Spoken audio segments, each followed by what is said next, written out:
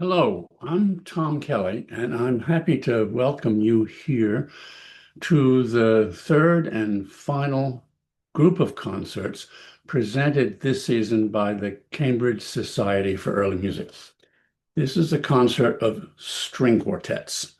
We'll come back to that. The Cambridge Society, as you probably already know, has been around since the 1940s.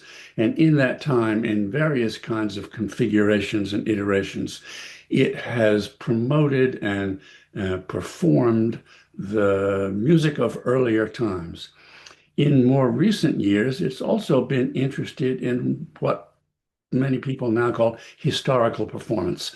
What the music of earlier times was like when it was not the music of earlier times, but was contemporary music for the people who heard it and made it and listened to it. That historical performance movement is one of the things we're about now. And we're very happy to be presenting a concert straight down the middle, one of the standard kinds of classical music. The previous concert was a concert of trio sonatas, straight down the middle of Baroque music, and in a configuration you seldom hear. And the first concert was a very interesting, broad-ranging view of medieval music, mostly vocal. So here we are, string quartets, performed by a group called the Arrow Quartet. And very interestingly, they play on historical instruments. That is, they play on instruments, stringed instruments with gut strings, with a lighter bracing that was customary in the 18th century, with a somewhat shorter neck set at a different angle, with a bow that's lighter than the modern bow. They look like the standard instruments we see in modern orchestras and string quartets. But they're not quite that. They have a kind of leaner, meaner, sort of more articulate sound, which I think you'll enjoy very much if it's not something you're used to. This is a group of people who met and began working together in the historical performance program at the Juilliard School in New York. And I'm thrilled to say that I taught them in classroom courses. So I know these performers and I know them very well. They taught me at least as much as I taught them. And I'm really looking forward to hearing them again do what they do so well, which is to play the music that they play stylishly on the contemporary instruments known to Mozart and Haydn and indeed Richter and Cambini. So it is a concert of string quartets.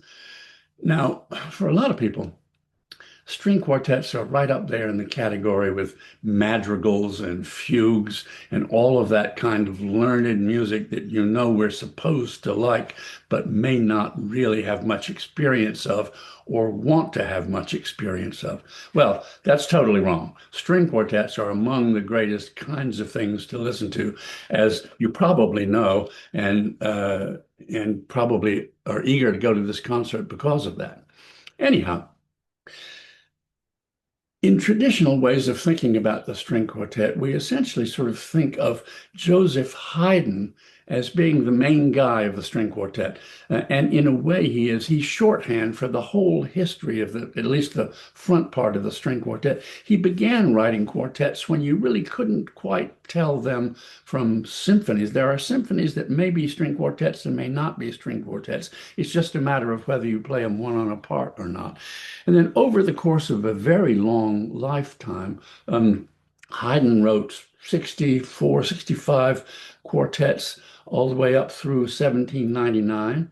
And then, of course, the rest of the history of the string quartet, there's Beethoven and Schubert and Shostakovich and Bartok and on and on and on. It becomes a very favored genre. But its heyday, in a way, is the classical period from the 1770s, 80s, and 90s. In the course of that very wide career of Papa Haydn, Wolfgang Amadeus Mozart wrote, under Haydn's influence, he was very deeply impressed by Haydn and by his string quartets. Mozart, at the culmination of his ability, wrote 6 string quartets, which he published and dedicated to Haydn. We call them the Haydn quartets. And the absolutely wonderful E-flat quartet from that set is going to be not the centerpiece, but the second half of this concert. Magical piece, one of 6 magical pieces that Mozart wrote under the influence of Haydn. Haydn, actually, there's a wonderful moment when Haydn, after hearing one of these quartets, said to Mozart's father, Leopold Mozart, Haydn said, this is the thing you would, the most biggest compliment anybody ever got paid. Haydn says to Leopold Mozart, before God and as an honest man, your son is the greatest composer known to me in person or by reputation. If Haydn says that about you, uh, anyhow, it was true. I think Mozart was the greatest composer known to Haydn. And Haydn then went on to write more string quartets after the Mozart string Haydn quartets and was influenced by them. So there's this kind of mutual interweaving of string quartet composition and mutual admiration between Haydn and Mozart. But Haydn and Mozart are not the only history of the string quartet in the 18th century. We tend to use Haydn as the history of the string quartet in a way, but there were other people, lots of other people, in fact, writing string quartets. And we're going to hear in this concert, before we hear the great Mozart E-flat, we're going to hear a couple of quartets by a couple of people that you may or may not be quite as familiar with as you are with Mozart. The first of those is a quartet, but in both of these cases, there's a connection with Mozart. In the first of these cases, the first quartet is by Franz Xaver Richter, who worked in the Austrian Empire. He worked for a long time in Mannheim, which was a very famous city with a very famous orchestra. The court later moved to Munich, but the Mannheim Orchestra was one of the things that put orchestra music on the map and precision string playing on the map. But Richter, although he wrote a lot of different kinds of music, was mostly sort of an old-fashioned contrapuntal composer. He liked to write fugues and imitations and things like that, and mostly worked in church music. In the latter part of his career, he was the music master, the choir master at the Strasbourg Cathedral, which was at that time in Germany. It's now in France. And but among other things, he did write some string quartets.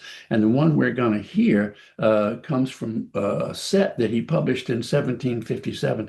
But the one we're going to hear is a little bit odd. You'll see in the program, it has a funny sounding opus number with the letter B.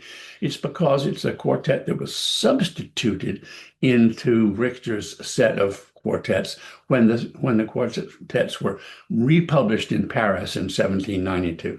Doesn't matter much, but you might wonder about the funny opus number. Anyhow, Mozart met him. Mozart met him towards the end of Richter's life when he was traveling through Strasbourg, and we have a letter from him that says 2 sort of funny things about Richter. One is Mozart says Richter is really on the wagon now. Instead of drinking 40 bottles of wine a day, he only drinks 20. And Mozart also said, I heard a mass of his, and it is very charmingly written. Mozart admired at least some of Richter's sacred music, and we will have the opportunity to admire one of his string quartets. And the third of the string quartets we're going to hear is by a guy named Giuseppe Cambini. He is another person we don't know as much about as we wish we did. We're not sure where he comes from. We know he's one of those Italians. He said he belonged to a legendary string quartet that included Boccherini and other people, and that he was the father of the string quartet. But I think his biographers made most of that up. What's interesting for us about Cambini is that he spent 20 years or so in Paris being deeply involved with the running of concert series. There were a couple of famous concert series in Paris, one called the Concert Spirituel and another called the Concert des Amateurs. And he wrote lots of music for them. Cambini wrote enormous amounts of music, not so many string quartets, but a fair number. Well, actually, he did write a lot of string quartets. He wrote 140 some odd string quartets, put Haydn to shame, which is no easy matter. What he was really known for, and what was the most popular kind of thing at these concerts in Paris, was what's called the Sinfonia Concertante, which means an orchestral piece like a concerto, but with multiple soloists. Maybe the most famous example we know is a Sinfonia Concertante for orchestra with solo violin and viola by Mozart. Very, very beautiful piece. Mozart passed through Paris and he wanted to have a Sinfonia Concertante of his for 4 solo woodwind instruments and orchestra performed, but Cambini refused to let it be on the program. What Mozart says is it was too perfect. It was too good to be on Cambini's program. In any case, Mozart knew Cambini, Mozart knew Richter, and we're going to hear one of the 149 quartets of Giuseppe Cambini as the second of the 3 quartets on this program. They're all interwoven with Mozart and Haydn. Each of the composers either was Mozart or knew Mozart. And I think we're going to have the opportunity of a lifetime to have the experience that somebody living in the 1770s might well have had, listening to the contemporary music that everybody loves, the great string quartets of the 18th century. One of them has been played over and over again and is one of the most famous string quartets in the world. The other 2 are ones that I have not yet heard. I'll bet you haven't.